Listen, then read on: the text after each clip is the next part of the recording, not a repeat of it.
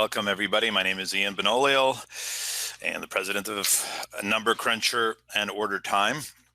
So today we're going to go through the releases from version 1.0.30. There's a full list of all the improvements and fixes we made, and Michael will add that to the chat window and also send you an email after that. So before we kind of get going with some of the other things, we're going to talk a little bit about some of the preferences that we've added, okay? So if you're unfamiliar, you go to the admin section, which is on the top right. It's the name of the company. And we go to company preferences, and we're here. Now, one of the things that we've added over here, which is called enable form templates with status controls. And that basically allows you in the status, in the form templates, allows you to restrict based on the status which form templates show. Okay. In order to enable that feature, you have to check this little box, enable form template with doc status control. Again, doc status control allows you to pick which one of the templates show depending on the status of the document. Okay. We also, some easier things, turn off import email notification. We've also added the ability to respond to webhooks. Okay, so or respond to notify another system completely when something happens in order time. And to do that, we set up what's called a webhook. We can kind of go into that a little bit more detail, but basically you provide the URL and the username and password for the webhook. The webhook uses basic authentication. So how do we send an information? Basically, it's all controlled by the alerts. So every time we send an alert, okay, and we respond to an alert, let's say in this particular case, which we'll discuss, actually, this is not when something, for example, changes status on a work order and you want to send something, we have a audit trail that gets created.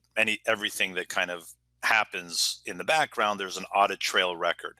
And so when an alert happens and this happens, we send an audit trail to your webhook. And the audit trail says basically work order number XYZ has changed status, and now you can basically use the API to get the work order or do whatever else you need to do on your end. If you're running, let's say, an external system, you can send notifications via webhook to that external system, okay, through the API.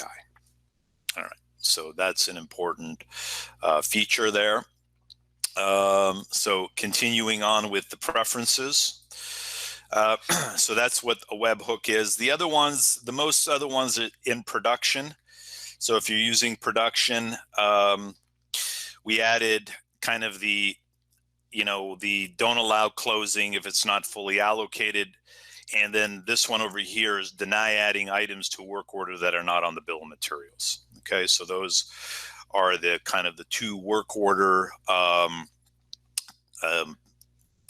preferences that we added. There's some other preferences in inventory. For example, this one, when it pops up, you can see it by location. Can make quantities should include available, things like that. And then finally, we added this preference over here, which is basically, do you want to enable, as a company, do you want to enable integration with mail external mail and calendar systems. So if you want to do that, you would check that. And then with regard to mail, if you send out an email, let's say with an integration, let's say with Google integration, it will show up in your sent mail, okay? And someone can respond to that mail, and we can do one of three things with that response. We can either append it to the original task, you know that every time we send an email, there's an activity that gets created in the background. We can append that response to the originating activity. We can create a new activity or do nothing with it, okay? Then the next preference is if someone sends you an email, right? Not related to an email that you sent out first, but they send you an email, and that email address is part of the contacts list. The contacts list, okay? This list here, okay? Yeah. Contacts list. It means that we can do, we can create an activity for that, okay? Put it into the activity for that. The activity lists for that each contact has also activities and emails that you can view, or it can just be ignored.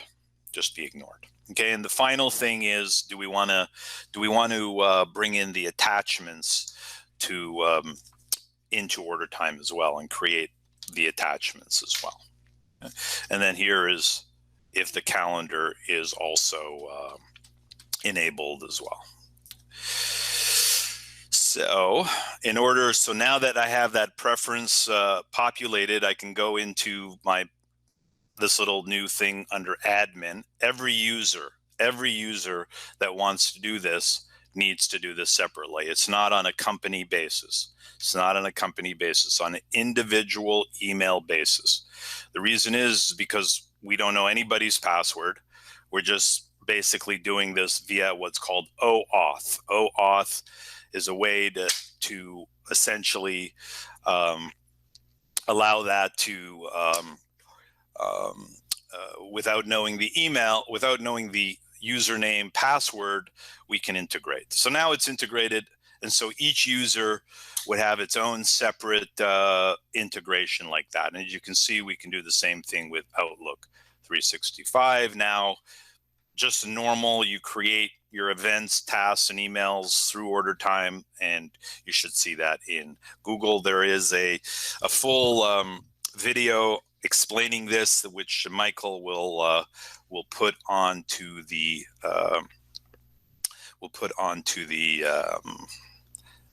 chat window and be part of the email when we send that out.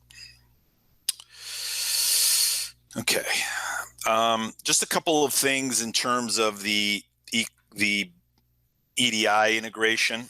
So now the EDI integration we have three providers that we've integrated. The latest one by a company called Shannon Systems, and they've been partnered with us for 20 years, 15 years with our previous software, OAuth, and now we're happy to also integrate with them. And so that joins SPS Commerce and TrueCommerce. So now we have three EDI integrations. In the past, the shipping integration was kind of, if you wanted to do things special, it was kind of hard to configure. You had to contact us, and we had to kind of put some preferences in for you and do it on the back end. Now we've given you all the control to do that on the front end yourself, okay? And we've also implemented the ability to have ship docs and transfers be sent over to ShipStation.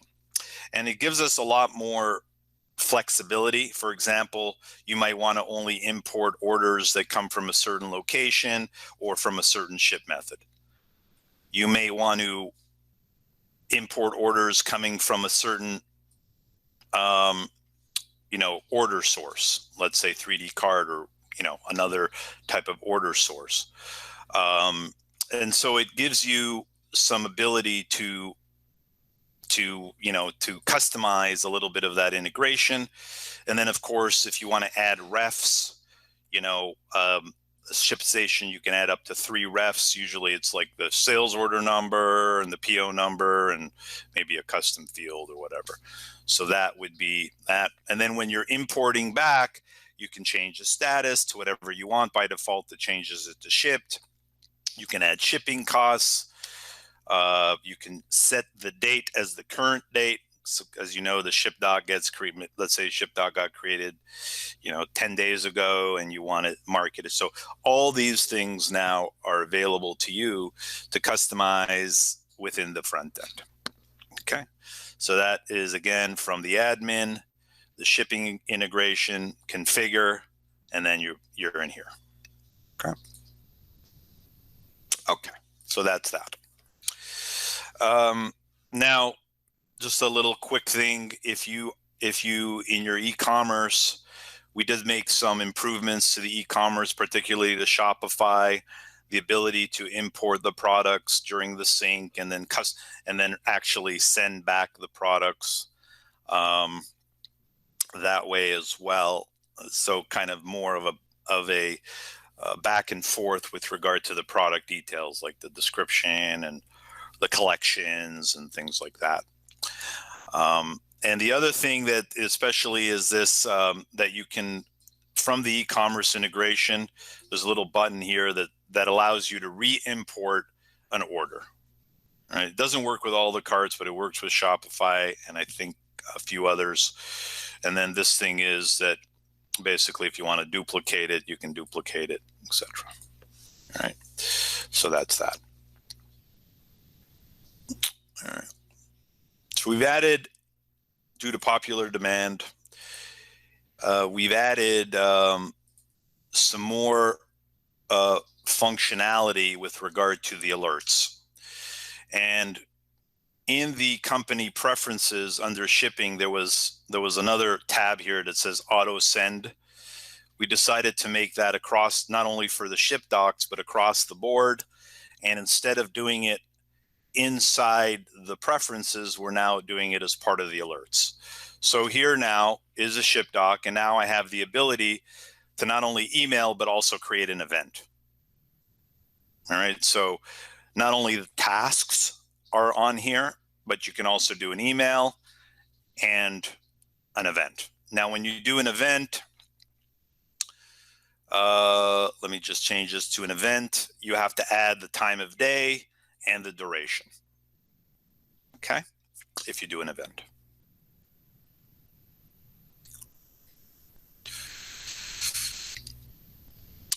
There's also an FAQ, or sorry, a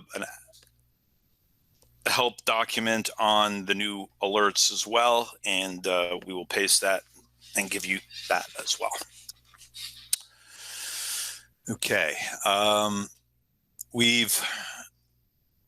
although you may have seen this already because we did a couple of hot fixes regarding this, all the batch things, let's say from the ship doc, you can change status, you can print your PDFs, you can print your labels, and you can send emails. Okay, so take a look at the batch status, which instead of opening up each one and doing individual, you can check, and do the batch status. Now, the batching only works with visible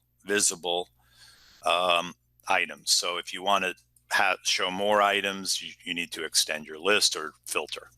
Okay. All right.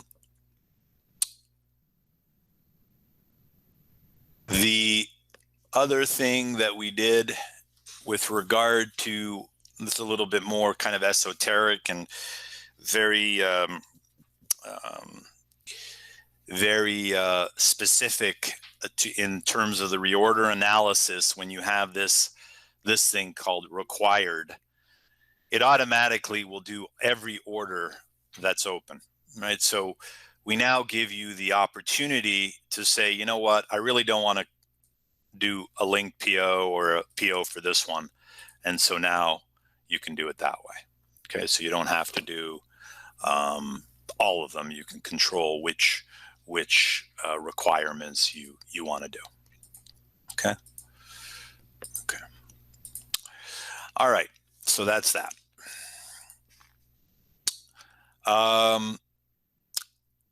Some of the other kind of things, we've improved the finalization of the counts significantly. So, you know, some of those errors and whatnot. In the past, you know, you may have had a situation where you crystallized the count and then you backdated a transaction, in which case you would have had to delete the count and recreate it. But now, and it would have been a problem because you may have already had things counted. So now we have this thing called reload count that could reload the count, add or deduct items that are no longer relevant while maintaining the current count that you have for existing items. It's called reload count. And similarly, on a work order, when you have, you know, a lot of people modify their bill of materials after the fact, even after they created a work order, so we can reload the BOM for that.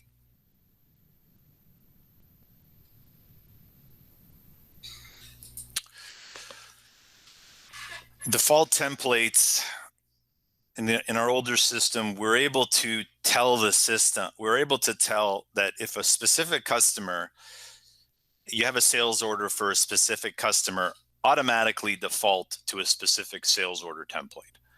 So now that's available. In order to add these fields, you would use the page layout. So I went into here, entities, editors, and I dragged in these two ones over here. I can drag in the quote template if I want, and the customer return template as I want here too. So I can actually have it. So when I'm on a sales order for a specific customer, I don't have to dig through the list of templates. I just click the create PDF, and that's the default. Okay. All righty. Moving right along. I've been speaking quite a bit. So let's say we open it up for some questions. Michael? All right, sounds good. One of the first questions was about the Google app for the Gmail integration. They were asking why it says not verified. I just want to let you know we're currently in the verification process for that. It's just a lengthy one. We verified very quickly with the Outlook 365 process, but the Google one is extremely lengthy. But we can guarantee it's using OAuth. It's completely safe. It doesn't share anything with us about your email or your passwords or anything like that. And it just links the two so that there's a synchronicity between your mail and your calendar. And does anyone want to ask any questions about anything that was in the release notes? I put the release notes in chat, but I'll put the link again.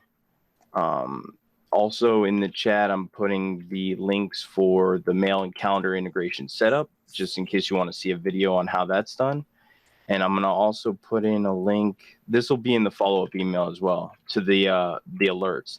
In this alert help document, you can go to the bottom and it shows not just all the different types of alerts, but what they can alert you for. And that's going to become very important if you want to set approval alerts. So definitely check that out. Okay, first question. So if I send an email through order time, it should show up in my sent in Gmail. Yes. Yep, that's pretty straightforward. It'll show up in your sent in Gmail. You can actually see that when you go to that help document. There's a little video at the top, and he sends off one email, and you can see it in both the activity on order time and in Gmail. Pretty slick. And also the calendars. Yeah, the calendar works with the event. So if you're on the home page of Order Time and you create an event from there, or if one of your alerts creates an event, it can it will be added to your Google Calendar, and also an activity will be there. I see Allison's question. The question is, can we just go over this reorder analysis? This is a good question because this form of reorder analysis, which is the required reorder analysis, is the way to do a linked PO for multiple purchase orders at the same time. Okay, that's actually what it's. This actually, instead of going to each PO and doing a linked PO, if you know that you're aggregating a bunch of POs together, you can instead go to the reorder analysis and set it up with this requirement right here, required, okay, which basically will get us to this, which will show us, all the sales orders. Now it's showing us this. I already kind of excluded this. Basically what this is going to say is that it's going to create a linked PO for all of these sales orders except for this one. Okay. Usually I would have to go individually to the linked PO, to the sales order, and create the linked PO. This allows me to create the linked PO in one shot.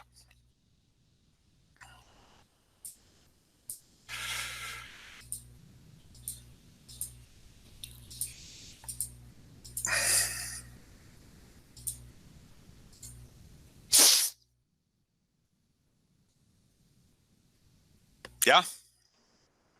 Yep. So it's giving you the choice. So you can do the linked POs in one shot, as opposed to doing it, each work order, each sales order at the different times. Yeah, it definitely increases the speed. Are there any further questions? Once again, the topics we went over were the email and calendar integration, B2B gateway integration, the ShipStation configuration changes, which we're going to have those completely documented soon in their own help article. We're going through each one so that we can explain what each setting does. And then we went over re-downloading a Shopify order, the changes to some of the preferences and the alerts, the batch printing and emailing, reorder analysis, reloading counts and bill of materials, and the default templates that you can set to each customer. Is there anything else that someone would like to, once you have us here, go over? All right, Michael, take it away. It's all good. Just so that you guys know, I'm going to be sending an email after this with all the stuff we detailed here, plus the video from the webinar. And if you need to reach out to us about anything involving the webinar, you can email support@ordertime.com. And please include the subject line of like webinar questions so that we know what it's based about. But that helps us a lot. Oh, Andrew asks, I notice I can delete events in Gmail and that will remove them from Order Time. Yes. Yeah. It's a bi-directional sync. So if you, will our Gmail events move into Order Time? No, it doesn't go that direction. So you create it in Order Time, it'll create it on Gmail. If you modify, change, or move the event in Gmail, it'll also move in Order Time, but you can't create from the Gmail side or from the Google Calendar side. Very good question. Should definitely add that to the KB. Yeah, it'll be there. Actually, I think it is there.